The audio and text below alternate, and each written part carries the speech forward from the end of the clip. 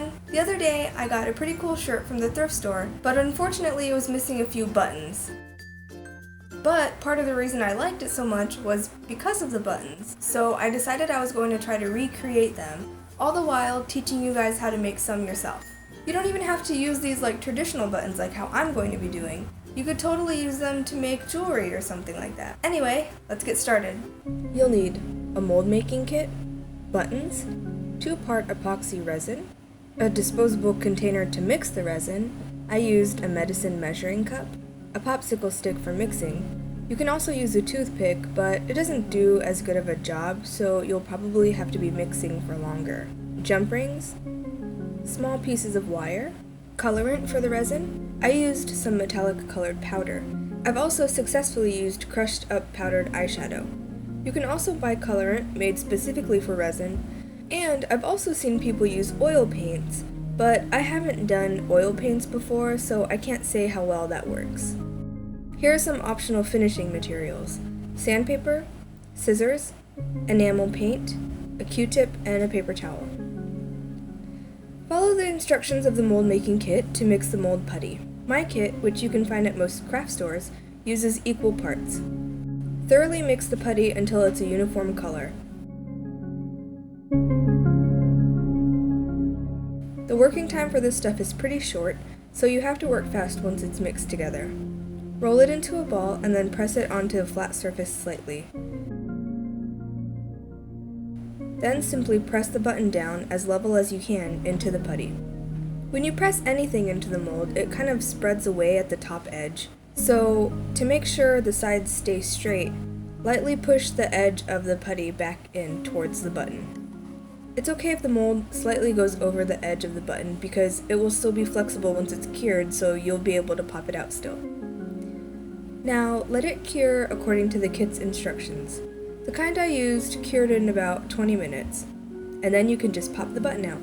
Since I was making multiple buttons for a shirt and wanted them to be uniform, I wanted to pour all of them at the same time, so I made as many molds as I needed buttons.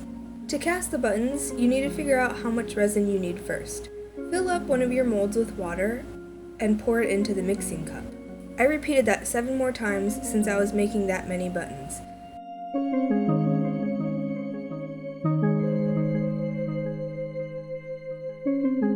It came up to almost 15 milliliters for me. If you need to, round up to the nearest measurement. It's better to mix a little bit more of this than you need. Make sure to completely dry out the mold and the measuring cup after you do this. Any bit of water will mess the whole thing up. Again, measure and mix according to the instructions.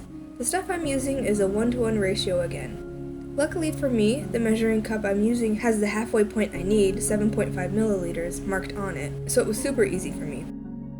First, measure out the resin to the halfway point, and then add the hardener.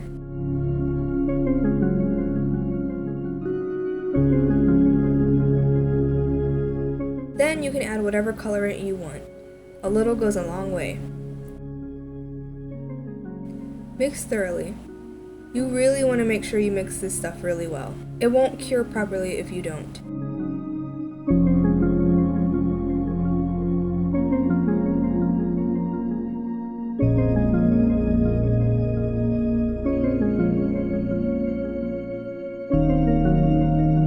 Now pour it into the molds.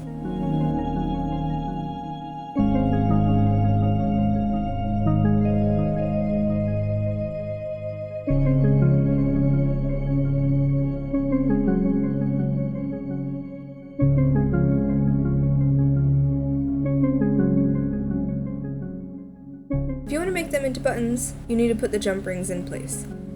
Put a slight bend into one of the pieces of wire, and then thread the jump ring on. Place it onto a mold, submerging the jump ring halfway into the resin. You might have to adjust this a little bit until it's sitting in just right. Try to submerge the cut side of the jump ring into the resin. That way, if you sew it onto something, the thread can't just slide off.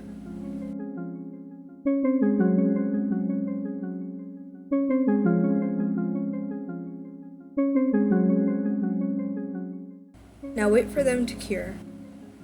My resin takes a few hours, so I left them to cure overnight.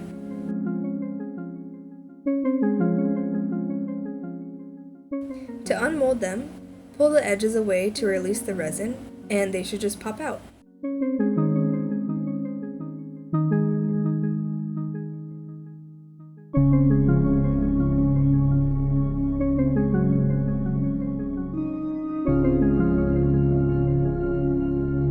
You'll find that the edges kind of stick up because as it cures, the middle sort of sinks down. So if you want to get rid of that, you can sand it away or trim it with scissors.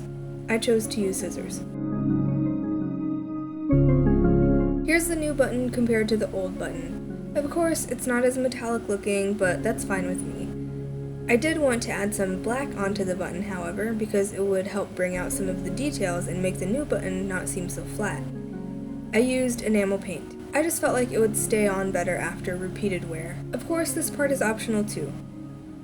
Use a Q-tip to apply the paint all over the button and then immediately wipe it away with a paper towel.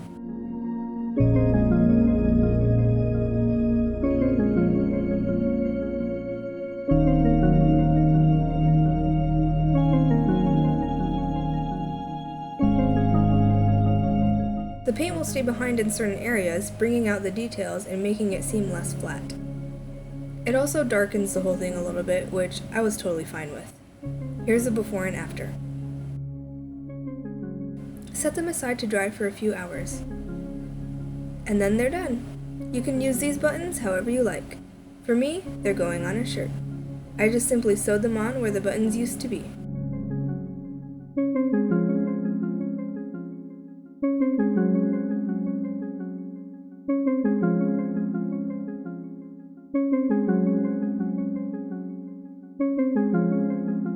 Since I've made these, I've only put it through the washing machine and dryer once, but the buttons held up, so I feel confident to continue washing it this way.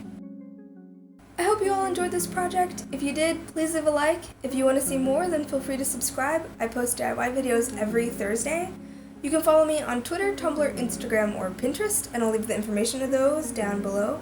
If you have any questions or suggestions for future videos, please leave a comment down below, and I'll see you next week.